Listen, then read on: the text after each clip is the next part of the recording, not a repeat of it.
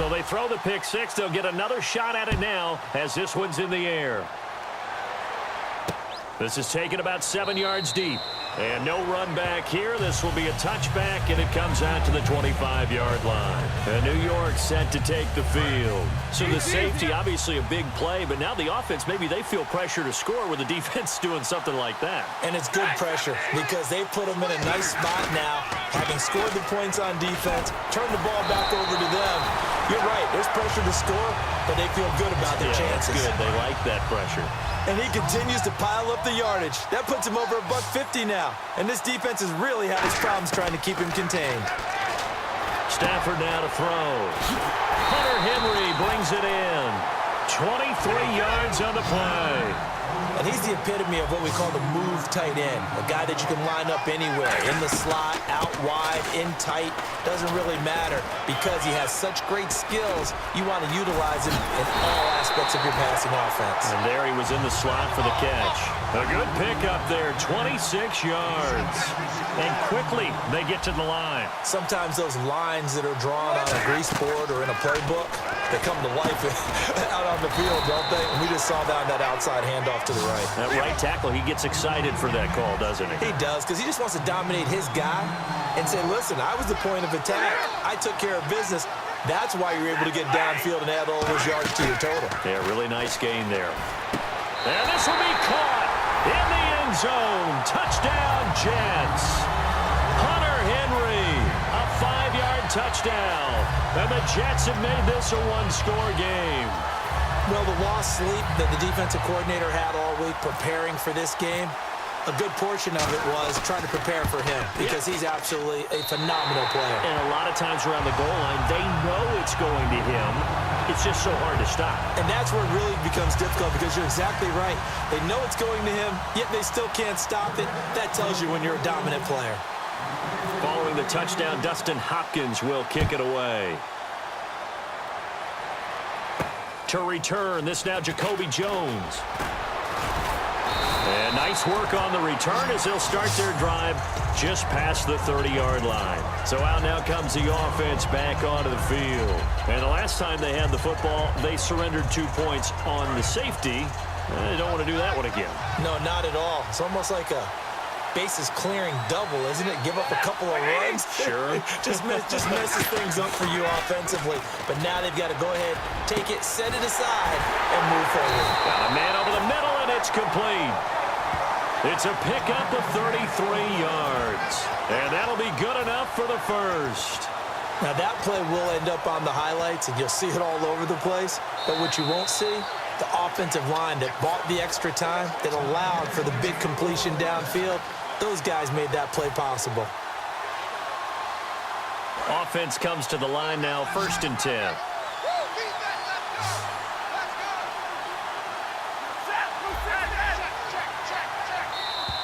And now whistles and a flag, and I think we got a jump here.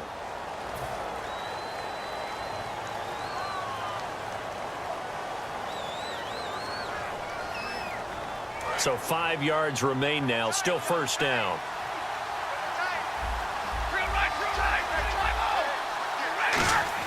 Now Stafford. And he takes a shot on the release as this will be incomplete. He was looking for his big tight end there, Jesse James. And that'll bring up 2nd down. Not too many things get to a quarterback of this magnitude, but I think it's safe to say that pressure can get to any quarterback. Now, he's obviously a great franchise quarterback, but felt the pressure, threw it incomplete. Throwing is Stafford. Hopkins on the grab over the middle. And he'll get this one down to about the 20-yard line. An ex-teammate used to tell me all the time, I hate experienced quarterbacks because no matter what, you really can't hide what you're doing. And I think that right there, he knew right away where the blitz was coming from, where his primary guy was going to be, and he ended up going to a secondary target for a nice game. I was just going to ask you, that wasn't the primary target. He's so good at that, isn't he? I think he knew right away that he wasn't going to get to his primary guy. I think he read that as soon as he got to the line of scrimmage, knew where the pressure was going to come from, and said, I know how to beat that, and that's what he did. No gain, and it's 2nd down. They'll come out in the pistol. Again, we'll see the pistol here. Stafford going to throw it. This will be caught at about the 6. That's going to go as a loss of a yard, and it'll be... Now here's a timeout defensively. Defensive timeout called by the Jets. It's just their first. They've got 2 more to use here in the final stages.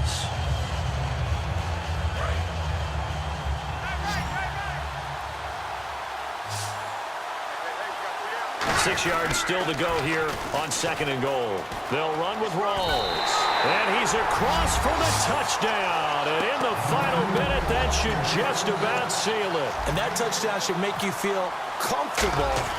But do you really feel like it's totally over yet? Not totally, but I think you're pretty much there. Yeah, you still got to make sure you stay with it, do all the right things down the stretch, especially on defense. But that touchdown there, you've got to feel good about your chances.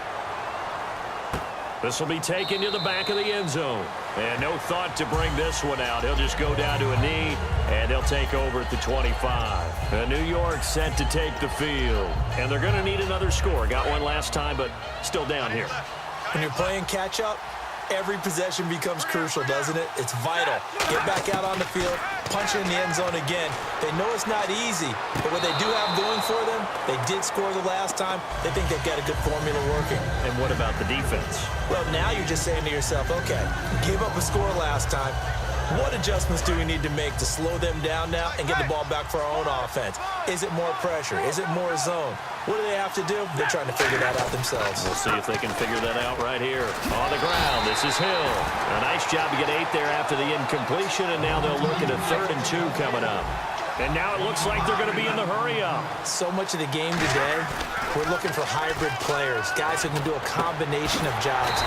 And anyone who plays a strong safety position, now more than ever, is a hybrid-type player.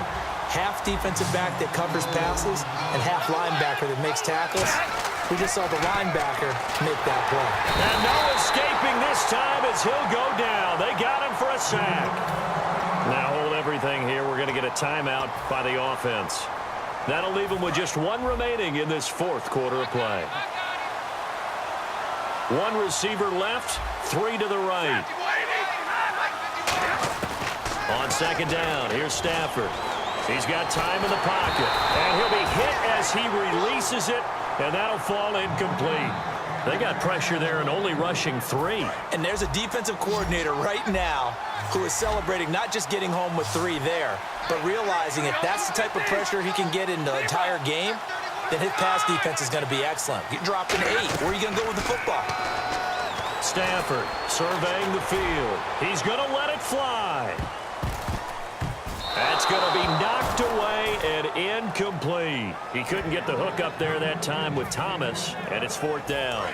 All right, they're going to try and keep hope alive here on 4th down. They're going for it. Brandon, what we just saw there is something we hear from coaches throughout the league. How are you going to defend what they call the moment of truth ball, meaning a 50-50? The ball's in the air, defenders there, receivers there. Who's going to make a play on the football? And in this case, the defensive guys actually got it done and knocked it away. Well, Charles, it's one thing to win. It's another thing to win and put up the amount of points that they did. Boy, were they clicking on offense. They can't help but feel great about themselves, can they? I mean, what a game to put up that number of points, continually feel like they're moving the ball and things are working and clicking. They think that they can bottle this and carry it with them. And as an offensive coordinator, you just don't think you can do anything wrong. Whatever you call, run, pass, it's all going to work. That's called being in the zone.